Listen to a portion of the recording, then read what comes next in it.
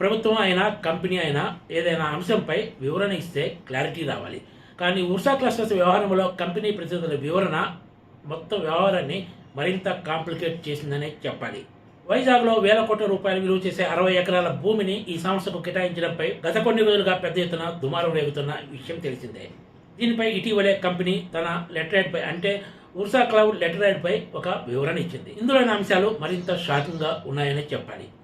తాము 99 పైసలకే ఎకరా అడగలేదని వ్యంగ్యాస్త్రాలు సంధించారు. అందులో అదే సమయంలో తాము 3.5 ఎకరాల భూమి ఉన్న చోట ఎకరాను ₹1,00,00,000 కాపు రూపాల్లో 50 లక్షల లెక్కన కేటాయించాలని ప్రతిపాదించినట్లు అధికారిక లేఖలో స్పష్టం చేశారు. ఎక్కడైనా సరే రాష్ట్రంలో పెట్టుబడులు పెట్టే సంస్థ తమకు ఎంత భూమి కావాలో కోరుతుంది తప్ప భూమి ధరను ప్రైవేట్ కంపెనీ నిర్ణయించదు.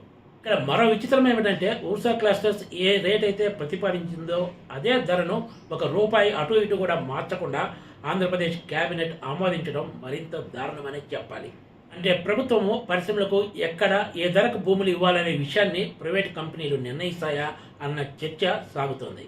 సహజంగా ఇలాంటి కేటాయింపులప్పుడు ఏపీఐఐసి ప్రతిపాదనలు సిద్ధం చేస్తుంది, ధరను కూడా ఖరారు చేస్తుంది. ఉర్సాకు కేటాయించిన ధరతో పోలిస్తే ఏపీఐఐసి అక్కడ ఇతర సంస్థలు కేటాయించే భూమి ధర చాలా ఎక్కువ ఉన్నట్లు అధికార వర్గాలు చెబుతున్నాయి. ఉర్సా క్లస్టర్స్ భూ కేటాయింపులకు సంబంధించిన జియో ఇంకా వెలువడకపోయినా టీడీపీ మాత్రం తన అధికారిక ఫేస్బుక్ పేజీలో ఈ సంస్థకు మధురవాడలో ఎకరా ₹1,00,00,000 లెక్కన కాపులుపాల్లో ఎకరా ₹50 లక్షల కేటాయించినట్లు అధికారికంగా తెలిపింది. అంటే ఉర్సా ప్రతిపాదించిన ధరనే యాజిటీజ్గా ఆమోదించారంటే ఇందులో ఎంత పెద్ద గోల్మాల్ ఉందో అర్థం చేసుకోవచ్చనే వ్యాఖ్యలు వినిపిస్తున్నాయి. టీసీఎస్కు వైజాగ్లో 22 ఎకరాలను కేవలం 99 పైసలకే విక్రయిస్తున్నట్లు ఐటీ శాఖ మంత్రి నారా లోకేష్ కొద్ది రోజుల క్రితం సిఎన్బిసి ఛానల్కి ఇచ్చిన ఇంటర్వ్యూలో స్పష్టం చేశారు. 99 పైసలకు 22 ఎకరాలను అమ్మేసిన ప్రభుత్వం ఎకరా ₹1,00,00,000 లెక్కన ₹50 లక్షల లెక్కనిచ్చే భూమిని అమ్మకుండా లీజుకి ఇస్తుందా అంటే ఖచ్చితంగా సందేహమే అని చెప్పొచ్చు. ఒకసారి సేల్ డీడ్ జరిగిన తర్వాత ఆ భూమిని వెనక్కి తీసుకోవడం అంటే దాదాపు అసాధ్యమే అని చెప్పాలి. మొత్తం ప్రాజెక్ట్ అమలుకు దగ్గర 5 నుంచి 6 ఏళ్లు పడుతుందని ఉర్సా క్లస్టర్స్ ప్రతినిధులే అధికారికంగా చెప్తున్నారు. కానీ వాళ్లే తాము ప్రాజెక్ట్ అమలు చేయకపోతే 2 ఏళ్లలో భూమి వెనక్కి తీసుకోవచ్చు అంటూ కామెంట్స్ చేస్తున్నారు. అసలు దీంట్లో ఏమైనా లాజిక్ ఉందా అన్న చర్చ కూడా సాగుతుంది. ఒకసారి భూమి కంపెనీ పేరు మీద సేల్ డీడ్ జరిగిన తర్వాత వెనక్కి తీసుకునే ప్రశ్నే ఉత్పన్నం కాదనేది అధికార వర్గాలు చెప్తున్న మాట. మరోవైపు తమ కంపెనీ సత్తాను రాష్ట్ర ప్రభుత్వ అధికారులు 5 నెలల పాటు పరిశీలించాలని కంపెనీ ప్రతినిధులు చెప్పుకుంటున్నారు. అసలు ఈ కంపెనీ పెట్టే 2 నెలలు దాటింది. అలాంటప్పుడు 5 నెలల పాటు ఎలా పరిశీలించారంటే ముందే అంతా ఒక ప్లాన్ ప్రకారం అన్ని రెడీ చేసుకునే ఈ వ్యవహారాన్ని నడిపించారనే అనుమానాలు మరింత బలోపేతమవుతున్నాయి.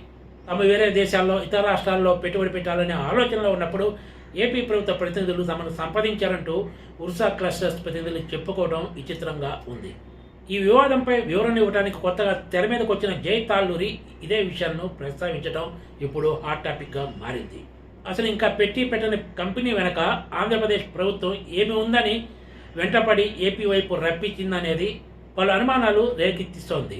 మొత్తానికి Nara Lokesh team Ursa clusters వ్యవహారంలో ఆంధ్రప్రదేశ్ ప్రభుత్వ పరువును జాతీయ స్థాయిలో తీసేశారనే చర్చ టీడీపీ వర్గాల్లో కూడా సాగుతోంది. జై తాళ్ళూరి అసలు ఉర్సా క్లస్టర్స్ డైరెక్టర్లలో లేరు. కానీ ఆయన మాత్రం ప్రమోటర్లలో ఒకరిగా చెప్పుకుంటూ మంగళవారం నాడు మీడియా ముందుకు వచ్చేసి రకరకాల వివరణ ఇచ్చే ప్రయత్నం చేశారు. కంపెనీ ప్రతినిధులు ఇచ్చిన వివరణ తర్వాత దీనిపై అనుమానాలు తగ్గాల్సినపై మరింత పెరిగాయనే చర్చ కూడా ఉంది. Please subscribe TGTV.